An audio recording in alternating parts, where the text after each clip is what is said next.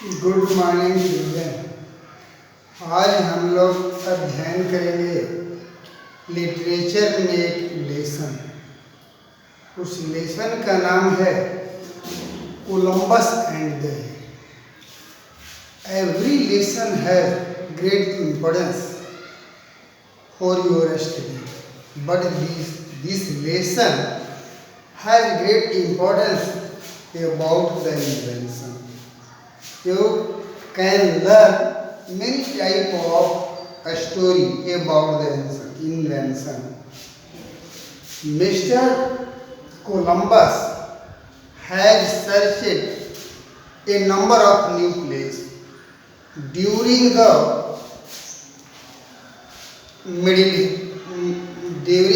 ancient and middle age of history. Here you will study. You will gain knowledge about the discovery of some new place by the Columbus. According to your lesson, many discoveries seem too simple. ऐसे तो हम लोग बहुत से discovery सुने हैं, लेकिन आज जो हम आप लोगों को कहानी बताने जा रहे हैं, इस कहानी में उस समय का वर्णन है जब हमारा देश में थोड़ी सी सभ्यता का विकास हुआ था और लोग इधर से उधर नए जगह के तलाश कर रहे थे। उस समय ही जब आप कोलंबस का भी नाम सुनते हैं, वास्को डी गामा का नाम सुनते हैं। कोलंबस वैसे अमेरिका के खोज किया था, वास्को डी गामा आपका इंडिया का पता लगाया। इसके अलावा बहुत सारे वैसे न्यू जगह हैं जिसके बारे में लोगों ने पता लगाया। अब यहाँ एक कोलंबस एक नया जगह का बारे में पता लगाया जिसमें उसकी बहुत ख्याति हुई। उसी के बारे में हम आप लोगों को बताने जा रहे हैं कि कहता है कि वैसे तो सारा जो खोज है एक बार सामान्य हो जाता है, लेकिन जिस समय हम उस चीज़ के बारे में, उस जगह के बारे में नहीं जानते हैं और नया नया जानकारी मिलती है और जो व्यक्ति के द्वारा उस जगह की जानकारी दी जाती है, तब हमें लगता है कि इसका इम्पोर्टेंस कितना हमारे लाइफ में बढ़ गया। तो sometime we even belittle the original discover. कभी कभी हम लोग क्या करते हैं कि जो ओरिजिनल डिस्कवर आविष्कारक होता है उस प्लेस का, उसको हम लोग अनदेखी कर देते हैं। It is very easy afterward to repeat what has been shown to us. यदि एक बार हम लोग किसी चीज़ को देख लेते हैं तो उसको यूज दोबारा करने में हमें किसी प्रकार की दिक्कत नहीं होती।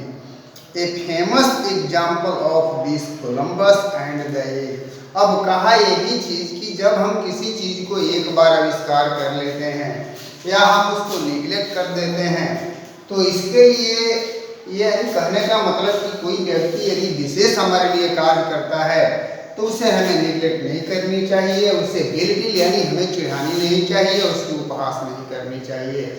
लेकिन इस कहानी में कोलंबस एंड इट्स एग के बारे में दिया है, कोलंबस एंड द एग। यह एक ऐसी शिक्षा आप लोगों को देगा, एक ऐसा मोरल एजुकेशन देगा जिससे आप लोग किसी भी व्यक्ति के उपकार को जिंदगी में कभी भूलेंगे नहीं। अब देखिए क्या होता है, कोलंबस जो है एक नए स्थान के बारे में पता लगाता है और कुछ लोग जो हैं इसको, जब एक बहुत बेचारा साधारण व्यक्ति रहता है और यह क्या करता है, स्पेन में पहुंचता है और वहाँ के राजा रानी को अपनी जो है यात्रा के भूयाग के बारे में बतलाता है। लेकिन वे लोग पहले तो कोई ध्यान नहीं देते। अंत में जो स्पेन की क्वीन रहती है मैगलिन की बात सुनने के लिए, कोलंबस की बात, मैगलिन नहीं, कोलंबस की बात सुनने के लिए राजी हो जाती है। और जब इसका पूरा एक्सप्लेनेशन सुनती है, इसका पूरा विवरण सुनती है, तो वह सारा खर्चा देने के लिए कोलंबस को तैयार हो जाती है। इस तरह से इसका जो भूयाग होता है, जल यात्रा होता है समुद्र का, वह बहुत ही आसान हो जाता है और यह बेचारा यात्रा करता है और कामयाबी भी हासिल होती है। The voyage was a great success.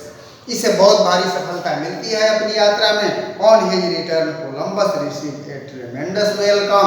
और जब वह अपनी सफलता पा करके यात्रा करके आता है तो इसे भव्य स्वागत की जाती है चारों तरफ।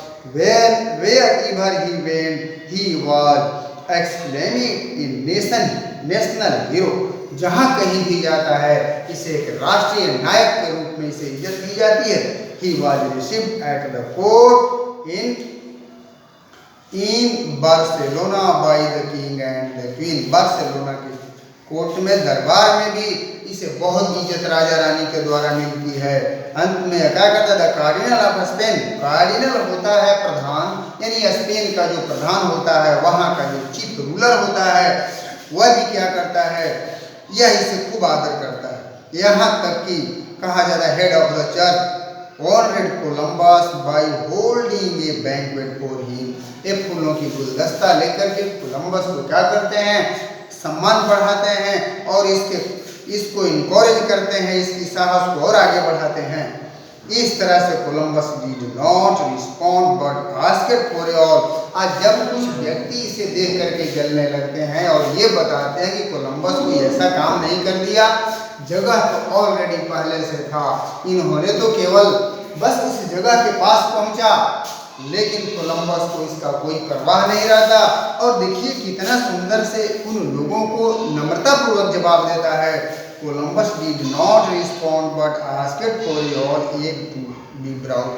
कहा कि एक बात है, यदि यहाँ बड़े बड़े लोग हैं, महानुभाव लर्नेड पर्सन हैं, तो एक काम करिए, मेरे सामने एक अंडा को लाया जाए और मैं आप लोगों को अपनी जो मेहनत का प्रूफ देता हूँ एक छोटे से अंडे के साथ। And then he said gentleman I will leave a बेगर that none of you can make this egg. कहता है कि मैं आप लोगों के साथ एक शर्त रखता हूँ कि जितने हमारे इस कोर्ट में, स्पेन के कोर्ट में विद्वान लोग हैं, वे लोग इस अंडे को क्या करिए, स्टैंड कर दीजिए, खड़ा कर दीजिए सीधा, तो हम मान जाएंगे कि आप लोग भी मेरे तरह ही शक्तिशाली और दिमाग वाले हैं। As I will without anything at all. लेकिन मुझे इस अंडे को सीधे करने में, सीधा खड़ा करने में किसी तरह के उपकरण, किसी तरह की सहायता किसी को नहीं चाहिए। They all tried. सभी कोर्ट के दरबारियों और विद्वानों ने, मंत्रियों ने कोशिश किया, लेकिन किसी को सफलता नहीं मिलती है। The egg came round to Columbus.